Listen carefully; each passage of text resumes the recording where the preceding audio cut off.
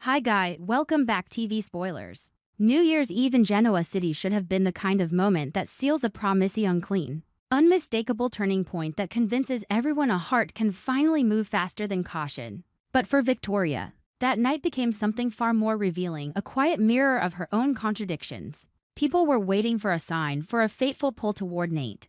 For one charged second that could turn months of unfinished tension into fire. Instead, what didn't happen was just as loud. Rather than stepping into the new year with the man so many viewers expected, Victoria ran into Kyle by chance and counted down to midnight beside him. There was no scandal, no boundary crossed, no dramatic declaration. And yet that very absence created a sharper kind of suspense. Because it suggested Victoria was no longer the woman who rushes into the storm to prove she's right. She was holding herself in a fragile in-between, measuring every instinct against fresh grief and an older fear that one reckless choice could be turned into ammunition by Victor all over again. New Year's Eve became a symbol of hesitation. And that hesitation made the looming shift in her love life feel even more inevitable. Because in Genoa City, what gets postponed rarely stays buried. Across town, Nate entered the new year in a way that felt deliberately quieter, almost outside the frame of the romance people wanted to watch. He spent New Year's Eve off-screen with Amy, and the choice didn't read like flirtation or escape. It read like a decision to be useful when someone else was falling apart. Since Damien's death, Amy's world had grown heavier, and Nate understood too well what it means to lose the one thing that makes breathing feel possible and pretend life can continue as normal. Being there for Amy was Nate's way of reclaiming the best version of himself. The version not consumed by ambition or maneuvering or the mistakes that made others look at him with suspicion. With Amy, Nate didn't have to win anything. He didn't have to prove his worth. He didn't have to measure himself against the Newman machine. He only had to show up, and that simple act gave him a rare sense of meaning. But it also exposed a private contradiction. The more capable Nate became of carrying someone else's grief, the harder it was to ignore his own, especially the grief tied to Victoria. A woman he once held close, then lost, not because the feelings disappeared, but because power and pressure tore the relationship apart. Now, with their renewed friendship, Victoria was back in his orbit again. And Nate could feel how dangerously natural it was. Victoria and Nate were never strangers to collapse. In fact, the reason their present connection feels so volatile is because it is built on a history of being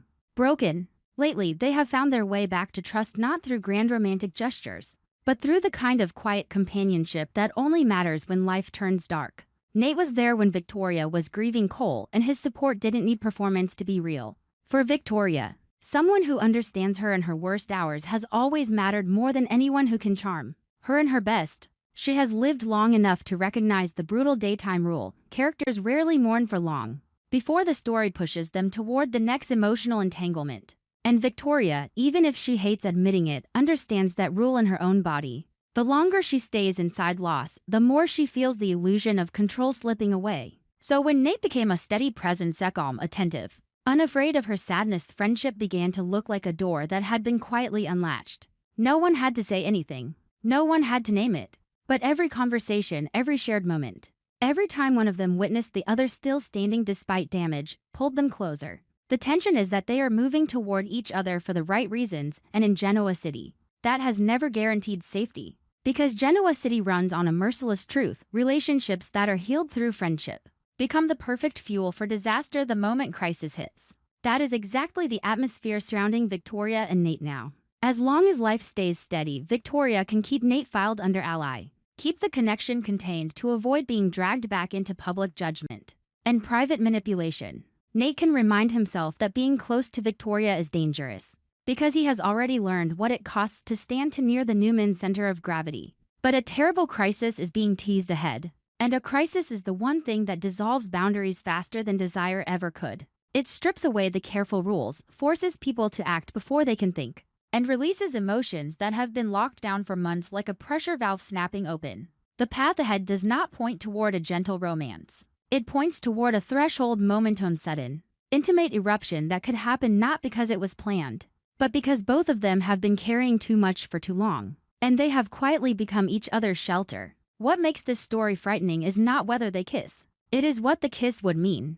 For Victoria, letting things go further would mean stepping back into a familiar risk. Her love life is never purely hers. It becomes evidence for other people's arguments, prove she is weak, impulsive, compromised, or making a move. She has learned that even genuine feeling can be weaponized around her. For Nate, returning to Victoria is not just a matter of the heart. It is a decision to face a past where he was judged, dismissed, or treated as an obstacle in someone else's strategy. He may want to believe this time is different, that they are older now, that friendship can provide a safer foundation. But in a soap world, safety often exists only to be destroyed the moment it starts to feel believable. That is why the small details in this storyline carry so much weight. Victoria not spending New Year's Eve with Nate is not the story failing, it is the story underlining that they were not ready to cross the line while everything still looked normal. Victoria choosing an innocent midnight moment with Kyle reads like self-protection. She can tell herself she is still in control, still managing her pulse, still entering the year without having to explain anything to anyone. Meanwhile, Nate being with Amy deepens the tension rather than distracting from it. It shows him as a steadier, kinder man. And that quiet stability is exactly what makes him more dangerous to Victoria's defenses. Their two separate choices run in parallel and create one unavoidable intersection. When the crisis hits, neither of them will be able to pretend they haven't already become each other's emotional anchor. And just like the classic rhythm of Genoa City, the moment characters begin to breathe again is the moment the door to chaos swings open. Victoria and Nate have already rebuilt the first layer of friendship. That means the foundation exists. What is missing is a force strong enough to convert what is reasonable into what is undeniable. If the kiss happens, it won't be a sweet romantic endpoint.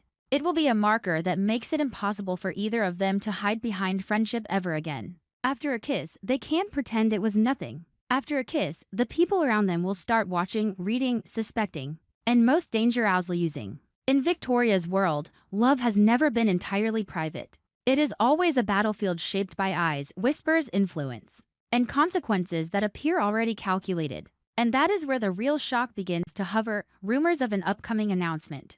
That Nate and Victoria will be getting married. That possibility hangs above every gentle moment they have rebuilt like a blade. If a kiss is the spark, a marriage announcement is an earthquake, something that turns a relationship barely recovering into a public war zone. It forces everyone to believe a step was taken too quickly, too boldly, or too desperately. It raises the chilling question of motive. Are they running toward each other because it is love? Or because something is chasing them so closely that locking their future down feels like the only way to survive? When the terrible crisis arrives, Victoria will no longer have the luxury of watching from a distance. She will have to choose between maintaining control and letting the truth of her need shatter the armor she has worn since loss entered her life. Nate will no longer be able to remain the quiet supporter in the shadows either. Because stepping into danger with Victoria means accepting the consequences like a man who chooses feeling over safety. And in that very moment when they think they are only searching for shelter, Genoa City will turn that shelter into a stage. This chapter does not end with answers. It ends with a door slamming open. Because while people are still arguing about who Victoria spent New Year's Eve with, while Nate is still being viewed as the good man standing beside Amy, the thread connecting Victoria and Nate has already been stretched so tight that one hard pull will either snap it or whip it back with violence. And that pull is coming soon, a crisis brutal enough to erase every plan, intense enough to turn friendship into a wordless confession, and dangerous enough that a marriage announcement stops being gossip and becomes a trap that closes off all escape. The most unsettling question is no longer whether they will reunite, but when the announcement finally lands, who will be the first to feel betrayed, and whether the wedding is salvation or the beginning of a collapse neither of them can reverse. With the Newman family facing one upheaval after another, the most frightening part isn't any single event, it's the way the relentless pressure begins to erode Victoria from the inside. She isn't someone who collapses in front of others, but even a woman built on iron discipline has a breaking point, especially when everything hits at once and leaves no room to breathe. Victoria moves through her own home as if she's walking down a narrowing corridor, where every door might swing open to reveal another piece of bad news, another fracture, another truth that makes her question the foundation she once believed was unshakable. Her dazed, unsteady state isn't a sudden burst of weakness. It's the condition of someone who has been bracing for too long until the body and mind finally begin to betray the will. She tries to control her eyes, her breathing, the way she stands, the way she speaks. But the instability still creeps into every quiet pause, Every moment she's alone before she has to step back into the role the world expects, a leader. Victor's daughter, the woman who must always be strong and always be right. It is inside that atmosphere that Nate becomes a lifeline quiet, unwavering, and increasingly impossible to replace. He stays beside Victoria in every circumstance, but not the way others do. He doesn't try to fix her life with commands. He doesn't turn advice into a verdict. He doesn't look at her like a problem to solve. Nate's presence is practical and steady, as if he understands that what Victoria needs right now isn't a flawless plan, but a person who can stand with her when every plan stops working. And the more the Newman storms stretch Victoria to the edge, the more she realizes she's leaning on Nate more often, more instinctively, and with less apology. At first, it's just the reflex of exhaustion, the habit of reaching for stability. But slowly it becomes an unspoken admission. There are burdens she can't carry alone anymore. And Nate is one of the rare reminders that she doesn't have to feel ashamed for needing someone. Victoria's gratitude isn't rooted in grand gestures or romantic declarations. It comes from something she almost never gets offered with no conditions attached. In her world, loyalty usually has a price, concern usually hides a motive, and even tenderness can be a refined form of control. Nate feels different, or at least he does now. He doesn't step into the Newman crisis as a man hunting advantage. He steps in like someone who understands that if Victoria breaks, the wall behind her breaks too. And because he isn't trying to seize the center of her life, he ends up slipping deeper into the most private corners of it. Victoria begins allowing herself to rely on him even more in the days ahead. Not because she wants to avoid responsibility, but because she recognizes she can't protect the people she loves if her own mind is unraveling. Her fear isn't vague anxiety about reputation or power. It is specific, intimate, and it has a name, Abby. With chaos tightening around the Newman family, Victoria senses the danger spreading toward her sister like a shadow crossing a boundary she can't control. She can be ruthless with opponents and cold in boardrooms, but when it comes to Abby, the calculating armor turns thin. Abby isn't only familiar, she is the part of Victoria's life she has always tried to shield from the harsh consequences of being a Newman. And the more Victoria worries about Abby, the more helpless she feels. Because she knows love isn't always enough to stop tragedy in this family. And protection can sometimes become the very reason someone else chooses to strike. For Nate, the worry gnawing at him isn't small either. It has a name, Devin. Nate can't fully settle while his cousin's situation remains uncertain. He has lived long enough to understand that family isn't only where your love is, where you can get dragged into battles you never started. When Devin isn't okay, Nate cannot simply stand outside the blast radius, because the bond between them won't allow him to be indifferent. Yet at the same time, Nate recognizes a brutal truth: if he lets Devin's turmoil consume him, he risks losing his ability to be what Victoria needs right now. His internal tension sits right there, wanting to show up for Devin, but refusing to leave Victoria when she's drifting. And the harder he tries to balance both, the deeper he slides into the role of the man who is always there. A role that reads like strength but can become emotional quicksand. Because when someone is always there, the line between friendship and love doesn't just blur, it thins until it can snap. That overlap of their fears creates the perfect environment for a reunion without any forced detours. With the people they love most tied directly to the larger storm, Victoria and Nate can't pretend they're only crossing paths and parting like polite acquaintances. They are pushed into the same vortex, forced to face the same threats, forced to imagine the same losses. In a world where trust is constantly tested, finding someone who understands your fear without judging it becomes a raw human need. Victoria and Nate aren't moving toward each other through promises. They're moving through pressure, through empathy, through the quiet sense that if they look away from each other for even a second, everything might slip out of reach. But the most dangerous thing about comfort is that it never stays neutral. Comfort becomes reliance, reliance becomes craving, and craving grows stronger when it is born out of fear.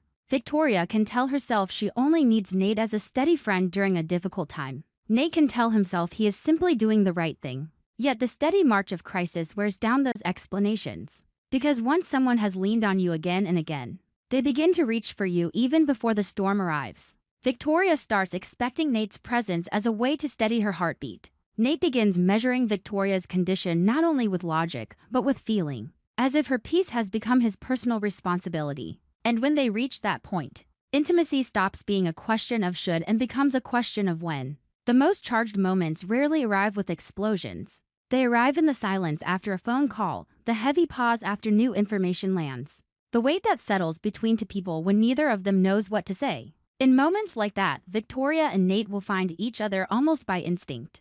Victoria is trained to hold her posture, to hold her face. To hold control will reach a point where she can't fully hide the tremor in her mind. Nate won't look away. He will simply remain close enough for her to feel there is safety right beside her, but careful enough not to turn that closeness into pressure. That restraint, that steadiness, is what will soften Victoria more than anything else, because she is used to people who either impose themselves on her or disappear. From comfort to a kiss can be a surprisingly small slide. No plan, no announcement. Only the moment Victoria no longer has the strength to keep distance, and the moment Nate can no longer pretend he feels nothing. If their kiss happens, it won't feel like carefree romance. It will feel like a release built from strain, loss, and the need to believe in someone again. It will be the point where both of them finally admit without words that they aren't simply helping each other survive a crisis. They are finding in each other what they have been missing everywhere else. The rare experience of being truly seen, truly accepted, even when they are not at their best. And once that door opens, the rest becomes almost inevitable. The passion that follows rekindling behind closed doors won't be meaningless surrender. It will be the consequence of two people who have been holding back for too long, while the world around them burns. It will be the release of what responsibility, fear, and memory have crushed down for months. But because they have been destroyed before, neither of them will cross that line without being haunted. Victoria will feel a part of herself come alive again and another part panic, because she knows she has just placed her heart somewhere the Newman power structure could trample again. Nate will feel closer to Victoria than ever, and yet fear that he is pulling her into a choice she might regret once the daylight returns. There will be no declarations, no neat conclusions, but the tension will speak for them after this. Can they ever go back to calling it only friendship? This is how the story lays the groundwork for their reunion without adding any new characters or new plot turns. Everything is already present: Newman in turmoil, Victoria unsteady, Nate beside her, Abby as Victoria's urgent worry, Devin as Nate's unresolved concern, and the tight connection between their loved ones and the larger crisis, forcing them into the same emotional space. Those threads tighten like a knot, pulling them closer until one sharp gust turns connection into restraint. And in the world of the young and the restless, that restraint rarely leads to peace. It leads to the most beautiful and most dangerous choice of all falling back into each other's arms. Right in the center of the storm. Our TV Spoilers channel is always looking for content inspiration for each video, by compiling short video clips to analyze and offer personal opinions. This channel specializes in analyzing, theorizing, and discussing plot points in the Young and the Restless series from the perspective of a longtime fan. Through this, viewers can gain deeper, more objective, and more interesting insights. Subscribe to the channel to stay updated on the latest news about the Young and the Restless series.